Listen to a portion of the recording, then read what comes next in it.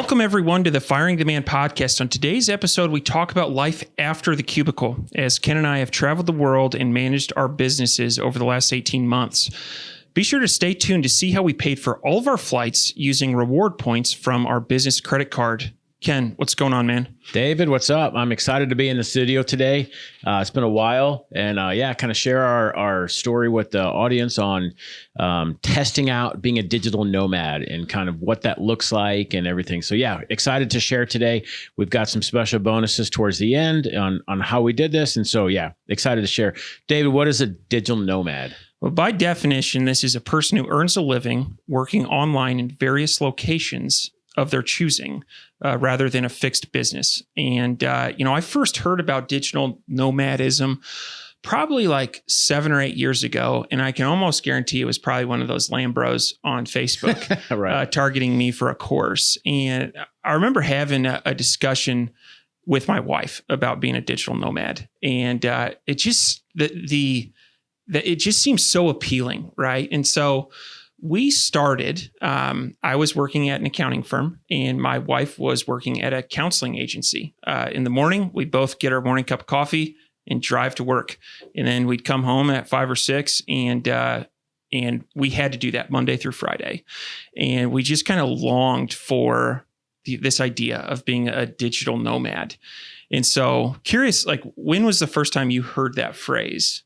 Yeah. So probably the same thing where, probably 7 or 8 years ago, I'm looking at I was kind of at a lull in my career, looking around, okay, what else is out there? And I'm peeking out on YouTube and there's digital nomads. Oh, hey, I'm living in Thailand. Chiang Mai, I think is the home for digital nomads. And so I began watching, following some people, some influencers on YouTube and kind of looking that so it's been about 7 or 8 years. And just like with everything else with influencers on YouTube, they're going to make it look like, oh, hey, I'm living the life, follow me, click here. And, it was really exciting to me to see that visually, like, oh, I want to be on the beach all day long and I want to, not have any cares in the world. And so, on this episode, we're going to kind of share our experiences we've tested the waters on this and what does that look like and how realistic is that? And so, David, for you, like what does that look like? What does it look like for you to being a digital nomad? Yeah, absolutely. So I would say from the time I learned about it until the time both my wife and I were digital nomads was probably 3.5 years. We started with her first. We started and really she did lion's share of the work, but started an online counseling agency, which one, in my opinion, is just a better way to receive therapy, especially living in a small town. It's excellent. It also allows you to reach out to people that maybe live in rural areas and don't have that available. And so that was a great move for her in that she could serve the clients that she wanted to serve and again, be a digital nomad. She could do this online counseling from anywhere in the world. And then as the audience knows, I fired the man and have been, without a day job for coming up on 2 years now. And so that was our path to becoming digital nomads. Now, when we were working the 9 to 5s, we had this idea of, maybe getting an RV and traveling all over the place and, working out of the back of a van or in coffee shops all around the world. And what I can tell you is we spend a lot of time at home. That seems crazy. We, for the longest time, kind of longed to be able to go anywhere. And now that we are able to go anywhere, what we've realized is we really like being at home. We live on an acreage. We have a pretty sweet house and 2 young boys to enjoy that acreage with. And so as a result, we spend a lot of time at home. And I would still say I'm a digital nomad. I still identify as that, even though I'm not, working from a laptop, in a coffee shop in Thailand. I would also say that we flex that muscle sometimes. We do a lot of trips where I'll bring my laptop and work and So anyway, that's kind of what it looks like in my life. Ken, what about you? Yeah. So I want to share a story. And this is, one of the influencers that I followed on YouTube for a while. It was a couple and they had a small baby, an infant still crawling. And this couple, they were digital nomads and they sail around the world. And so they share their life with their followers. And it was really, I was like, holy crap, like really, do they do that? And so, yeah, they do. And so it was kind of interesting following them, and their source of income is they're influencers. They have a YouTube channel, and so that's how they make their money. But just that lifestyle of like like they're sailing all around the world, living their life, and they're able to do that just by having a YouTube channel and online business, essentially. It's very interesting to me. And also like, it's just kind of cool, like you think of your day-to-day life of going into a cubicle or to a job, into a physical space and coming back. And sometimes it gets monotonous. And, so anyway, for me, it's really like I have and for all the listeners, everybody's like personal life is different. And so you may have children, you may not, you may have young children, you may have older children. It's going to really dictate how you're going to be, how much of a digital nomad are you going to be? How far on the spectrum? And so for me, I have my son is a teenager now. And so, although I don't I don't have to take care of him as much as I used to. And so I can flex that muscle a little bit more with traveling more. And so for me, it's more or less like, I work fully 100% remote, and I really can like go and travel anytime I want to. And so having that flexibility of not being able to put a request into my boss, hey, can I take a week off? No, there is not. It's like, hey, next week I'm going to be here. Next week I'm going to be here. And having that flexibility, to me, at this stage of my life, that's kind of what I'm flexing in terms of being a digital nomad. Absolutely. I think from, what both you and I said, when we were on one side of the fence, when we were employed, we looked on the other side of the fence and thought travel. That's what digital nomad means. It means travel. But what I think, at least I know I have found is it's really more about flexibility. And as you mentioned, it looks a little bit different for everybody. Another area that I like to flex this muscle is, I work in the mornings, and then at 8:30, I usually go jump in bed with my two sons, and we have some snuggle time. And then we get up and we make breakfast. And like that hour is one of the best hours. It is the best hour of my day. I love that. And it would be so hard for me to think about giving that up. Leaving the house at 6:30, doing a 1 hour commute in the car and not eating breakfast with my kids. Like I'd live in a tent before I'd go back. And so I really would. And so, or like doctor's appointments or permissions, this hit me the other day. I got sick, actually pretty sick, and I needed to go get an IV. And when I was leaving, they said, do you need a doctor's note? And I just thought, no, I don't. But isn't that a shame that for adults, that there are people that need to bring a slip of paper from a doctor's that's saying, hey, I was sick.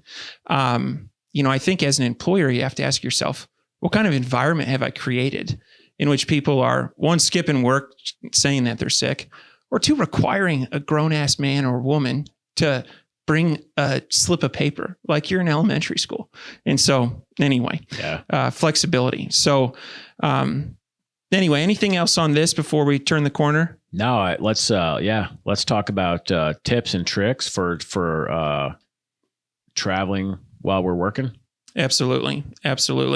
So I would say one thing is having a solid laptop. If you look at what it takes to start this business, it's really not a lot. You need money for inventory and you need a computer. And so I've got a brother that builds custom computers, and they're just absolute tanks.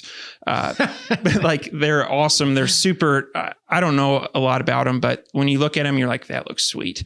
However, you can't throw that in a bag and go to a coffee shop or travel very easy. And so I run my business off a MacBook Pro, and about every 2.5 years, I will have something go wrong and I'll get pissed off and I'll go to the Mac store and buy a new one.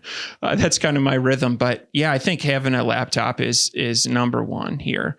And I like monitors, and I run two 27s off of my MacBook, and that's a great setup. Nice. Yeah, I totally agree. And one thing to add on to that, on the laptop, while traveling, and it's something that I've done over the last several years. I also, not to brag, but I also used to build computers that were tanks, and that is ancient history now, because I cannot take my tank with me to a coffee shop. So, but yeah, a solid laptop, and then also using try to use all of your tools online. And so like having like remote storage, remote, just try as much as you can having it online, because at the end of the day, if something happens to your laptop, if someone steals your laptop, if you drop it in a coffee shop and it breaks, if you have everything locally on your laptop, you're pretty much screwed. If you save everything to, Dropbox or Google Drive, if all of your stuff is web-based, and all you have to do is go get another laptop, log into your Google Chrome, and everything is there. And so it's almost like a quick recovery, if something happens. So that is huge if you can move to that direction. Next thing on the list here is this is a must. It's kind of funny too. Noise canceling headphones. And so if you're in a coffee shop, if you're in, an internet cafe, wherever, busy place, working and being able to be on a meeting with noise canceling headphones is huge. We've got a link in the show notes here to the ones that we use or the ones that we recommend. But definitely, those are a must have. Absolutely. Absolutely. I would add that if you have young children in the house, noise canceling headphones are also a must.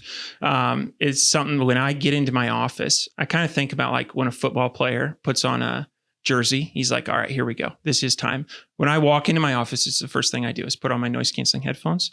And when I leave for the day, I take them off, and I wear them 8 to 10 hours a day. And I'm running Bose Q35s, Quiet Comforts, and, that's been my headphone of choice for the last couple of years. So nice. Anyway, I would say one other thing from a technology standpoint, a power bank is a must. And I would say this is for probably more extreme circumstances where maybe you are living the RV life, or you're doing somewhere where electricity may be out. But having a power bank, I think, is critical. Absolutely. And yeah, if you're traveling on a train or on a plane or whatever, and depending on your device, how much power it has, there's a link in the show notes here. It's a power bank that I use when I travel extensively, and it has enough juice on it to last like, I think I can charge my laptop 3 times, and I could charge my phone 10 times. Like, that's how powerful this is. And throw it on the charger before you leave, grab it, boom, and then you have enough that you can be productive. If you got an 8-hour flight or 12-hour flight, you're going to have like power that'll last you. One more last thing on here is, and this is something that hit me up over the summer, is always be aware of your time zone. And so if you're traveling extensively, Europe, Asia, whatever, and you're communicating with your team or your suppliers and stuff, and the time change will catch you. And so just be aware of that, as well as you can change if you use like Google Calendar or something, you can change it to your to wherever you are traveling to. If you're in Chiang Mai, Thailand for 2 weeks, once you get there, you can just alter your calendar and say, hey, I'm in this time zone, and it'll switch all of your meetings, to your local time zone. So you're aware that, hey, your meeting might be at 1 a.m. now instead of 9 in the morning or whatever. So pretty huge tip there. Absolutely. The last thing I have on my list is having a business partner and a well-functioning team with SOPs is huge. And Ken, this is something that we've experienced. We've been officially working together for 18 months, but in that time, I've done a 1-month sabbatical. You did a month in Europe, and then we've had like miscellaneous vacations throughout this time. And this is something that has been huge, where we're able to go and completely unplug, and we have somebody covering for us. And I would also add that, and this is where the team comes in, is if you have a well-functioning team, they should be able to work without you. If you are an entrepreneur and you think to yourself, if I leave, the wheels are going to fall off, then you need to develop better SOPs and invest in your team, because that's something that's critical. And as we've grown our team, one thing we've added is an operations manager. And I think that will further allow us to take a step back from our business, and which, as we know, is huge. That's where a lot of the good ideas come. And generally, my best ideas don't come when I'm sitting at my desk. Absolutely. A couple things to add on that one is one, if you're listening to this and you're a solopreneur, hey, just these are like tips and tricks as you build out your team and as you get going and get some traction, things to think of. And if you do have a team, it's definitely time to think about getting these SOPs in place and having backups. Shout out to my friend Radu. He gave me some advice a few years ago, in that he forced himself to take a vacation every year for a month. And then he would come back and see what was broken in his business. And then he knew those are things that he needed to fix, new SOPs, new hires and things like that. And then year over year, or the more that you do that, the more you find out what's going to function well without you. And so, awesome. So, David, let's cover some of our trips we took and kind of what that looks like in terms of working remote and things like that. Yeah, absolutely. So first trip I took was a sabbatical. And this is when I left my day job and was transitioning into working for myself full time. This was awesome. I mean, we had been working really hard to fire the man. And when I finally accomplished that, I kind of wanted to give myself a pat on the back and go on a nice vacation. And so went down to the Florida Keys and went tarpon fishing, which was awesome. And I love to fish, and this had been like a bucket list item. And so we went down to the Florida Keys and spent about 2 weeks down there and love it. Definitely gonna go back. So that was my first trip. What about you, Ken? Yeah. So, I've always been interested. I don't know if any of the listeners are, give me a shout or not, but I've always been interested in tiny houses, tiny homes. I think it's just a really efficient way to live. I think we're very wasteful with our McMansions and all of this stuff. And so anyway, I've always been attracted to tiny homes. And so I found one, it was in remote Pennsylvania, out in the woods. And so I rented it on Airbnb, and I went out there and stayed for a week. And so this was kind of like a twofold. One, I was really backed up with work stuff, and this was completely remote. And so I literally worked like 10, 12-hour days, and nothing bothered me. And then I was able to see how I could function in a tiny home, to see if I really liked it. Like I said, my son is a teenager now. And so pretty soon he's going to be off in college and doing his own thing. And so I'm going to be able to kind of flex that muscle of traveling a little bit. And do I want to live in a tiny home or not? And so, no, it was really cool. And the answer is, yes. I really liked that tiny home. My brain, I like to catalog everything I own and where is everything. And it's very stressful if you have a lot of things, right? With a tiny home, I could literally scan around and that's everything in there. Boom. And so it was much more efficient.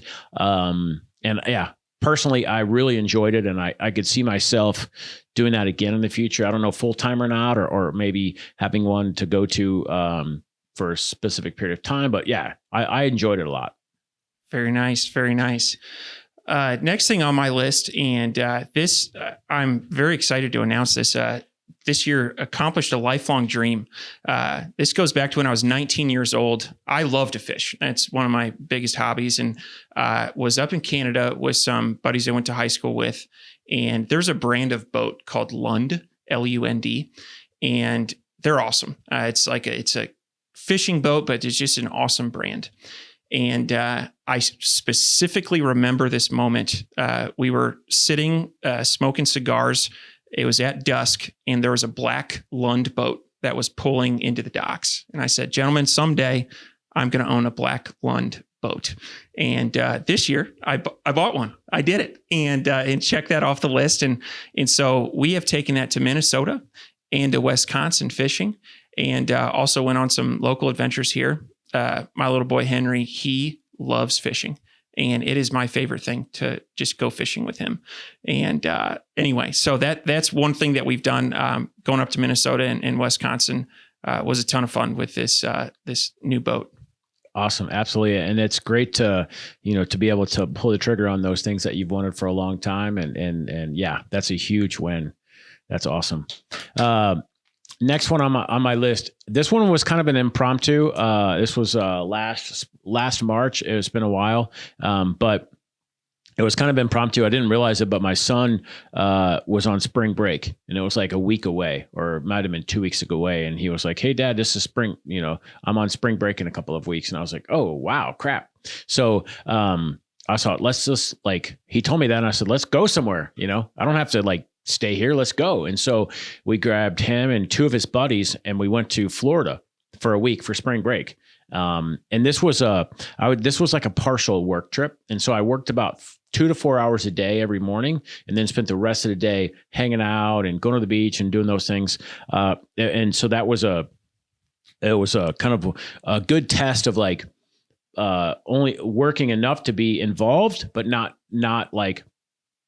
overloaded with meetings and stuff. And so it was really cool. And also something I got for myself after I fired the man, my gift to myself was purchasing a Tesla. I'd always wanted a Tesla. I'm a huge Tesla fan.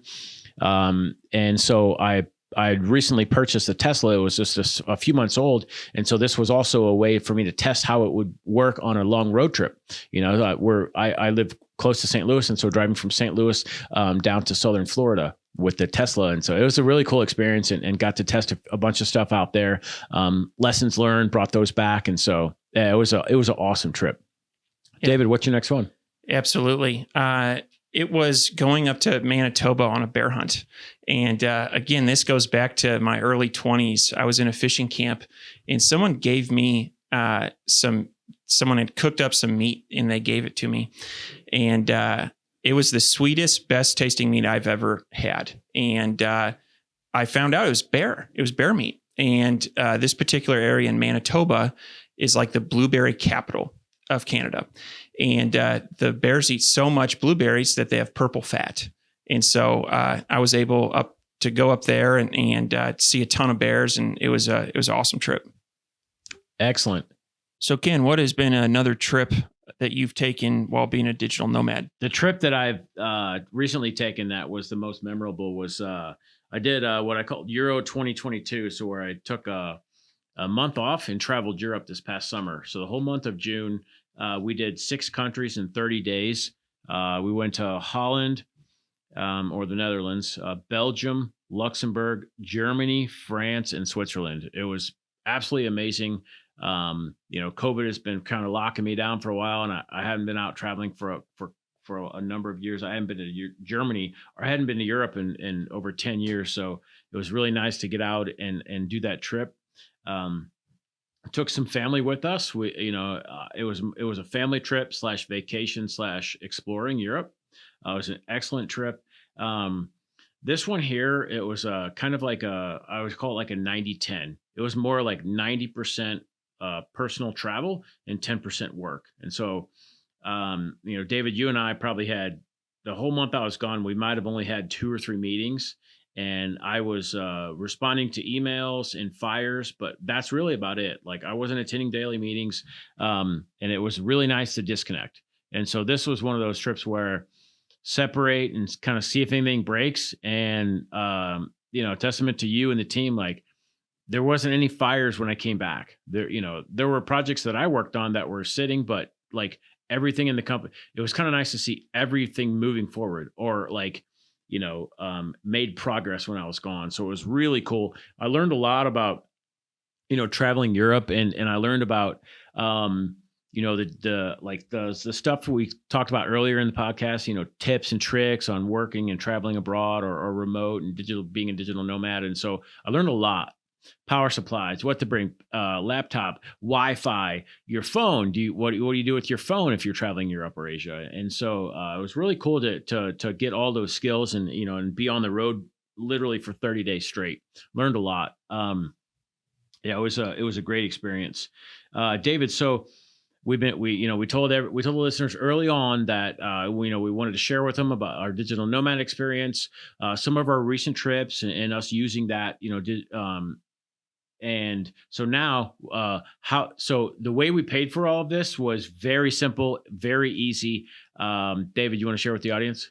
Absolutely. So I am proud to say I have not paid for a flight in probably 3 years because of this particular credit card.